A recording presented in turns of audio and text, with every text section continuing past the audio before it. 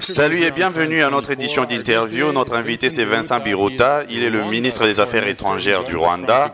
Merci d'être avec nous, monsieur le ministre. Merci à vous de m'inviter. Monsieur le ministre, la situation à la frontière entre la République démocratique du Congo et le Rwanda est vraiment volatile. Nous avons appris qu'un soldat congolais est entré dans le territoire rwandais et a été abattu.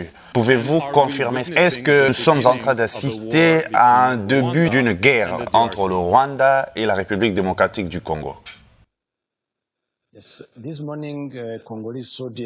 Ce matin, un soldat congolais est entré dans le territoire rwandais et a tiré sur deux policiers rwandais.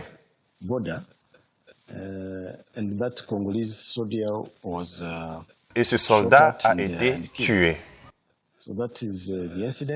Ça, c'est un incident et nous n'irons pas en guerre à cause de cet incident.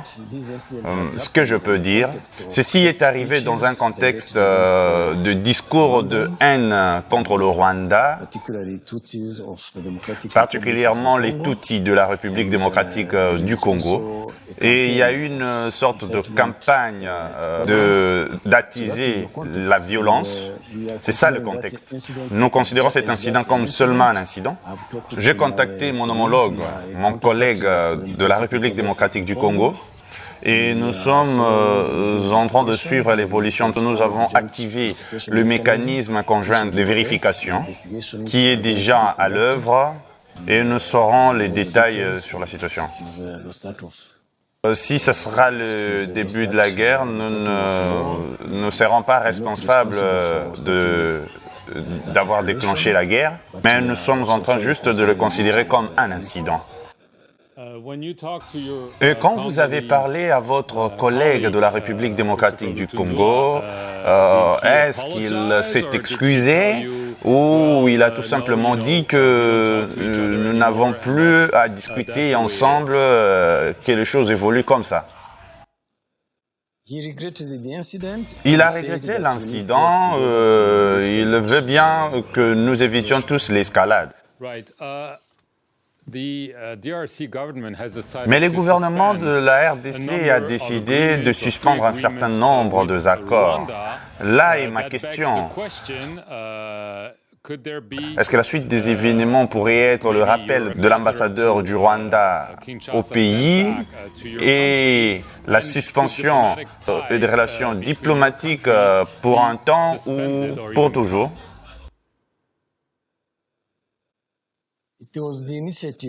C'est l'initiative du gouvernement de la République démocratique du Congo de suspendre les accords avec le Rwanda.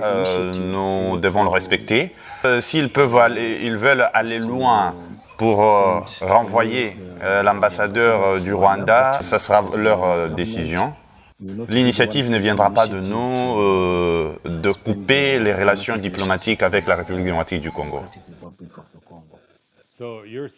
Donc vous êtes en train de dire que vous ne prendrez pas ce genre de décision en premier. Est-ce exact? Correct. Mais on parle de présence de l'armée rwandaise, c'est pour cela que la RDC a pris de telles décisions et c'est parce que aussi l'ambassade des États-Unis a reconnu avoir vu la présence de militaires rwandaises sur le sol congolais et aussi le département des affaires étrangères de leur Sénat. Si les États-Unis confirment une telle information, c'est que pour de vrai, vous êtes réellement sur le sol congolais, malgré que vous le niez. Laissez-moi d'abord dire une chose. Ce que nous avons de mécanismes et des organisations pour vérifier ces genres d'allégations. Et c'est déjà mis en place. Mais si tout le monde, chacun de sa manière, peut faire des sorties et faire des déclarations tout haut, c'est tout simplement irresponsable. Ils sont en train d'alléguer la présence de soldats rwandais sur le sol congolais. Mais ils ne sont pas en train de parler de la violation de nos frontières, également de la présence de l'armée de la RDC au Rwanda. Il y a 3 incidents de violation de frontières au Rwanda par les FARDC, ensemble avec le groupe de FDLR. Le 28 mai 2022, il y a eu 2 soldats rwandais qui ont été kidnappés par les éléments des FDLR. Il y a eu des blessés, il y a eu des maisons qui ont été détruites. Tous ces incidents sont arrivés sur le sol rwandais. Nous aimerions bien que tous ces partenaires parlent de cela.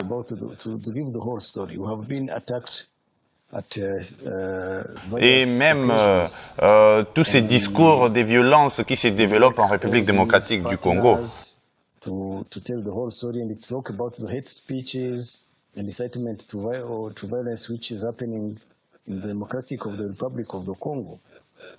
Nous aimerions placer les choses dans leur contexte. Le Rwanda a son gouvernement qui a l'engagement de protéger tout son territoire et sa population. Nous avons donc le droit de le faire comme tout le monde, mais nous assistons juste à des déclarations de condamner le Rwanda, sans parler des FARDC et de leurs alliés FDLR, et même le soutien de la MONUSCO au FARDC, qui sont en train de pacter avec la force génocidaire du FDLR. Et c'est ça le contexte. On devait normalement démontrer cette figure des choses. Au lieu tout simplement de pointer du doigt le Rwanda qui serait derrière de groupes qui évoluent en République démocratique du Congo. Nous ne pensons pas que ceci pourrait être de nature à apporter la solution. Est-ce que vous êtes favorable à la force régionale, comme l'a appelé le président Uhuru Kenyatta? Oui, nous sommes favorables à cette initiative. C'était une décision des États membres de l'Afrique de l'Est. Ça a eu lieu le 21 avril 2022. Cette force régionale faisait partie des résolutions. Et maintenant que cette situation a escaladé, c'est bien que le président Uhuru Kenyatta fasse appel à cette force régionale. Et le Rwanda est prêt à contribuer à cette force. À propos de cet accord de migration avec le Royaume-Uni, beaucoup de gens s'opposent, comme le prince Charles lui-même. Est-ce que vous allez tenter de nouveau de recevoir ces immigrés illégaux qui ne peuvent plus rester sur le sol du Royaume-Uni? Ou avez-vous besoin qu'il y ait d'autres plans qui arrivent rapidement pour renforcer cet accord de migration? Nous sommes engagés à cet accord de migration que nous avons eu avec le Royaume-Uni et nous sommes prêts à remplir cet accord. Nous sommes prêts à recevoir ces immigrants aussitôt que le Royaume-Uni sera prêt à les envoyer. Il y a déjà un certain nombre de choses dans la préparation qui ont été faites et nous sommes engagés. Nous avons besoin de contribuer dans ce problème, dans cette crise d'immigration. Nous, en tant que le pays qui en a fait la demande, nous sommes prêts à recevoir aussitôt que le Royaume-Uni sera capable d'envoyer ces immigrés au Rwanda. Ça sera ma dernière question. Que répondez-vous à ce qu'on dit que le Rwanda le fait juste à cause de l'argent? Vous êtes censé recevoir près de 120 millions de livres et aussi beaucoup de faveurs derrière pour requinquer l'économie du pays.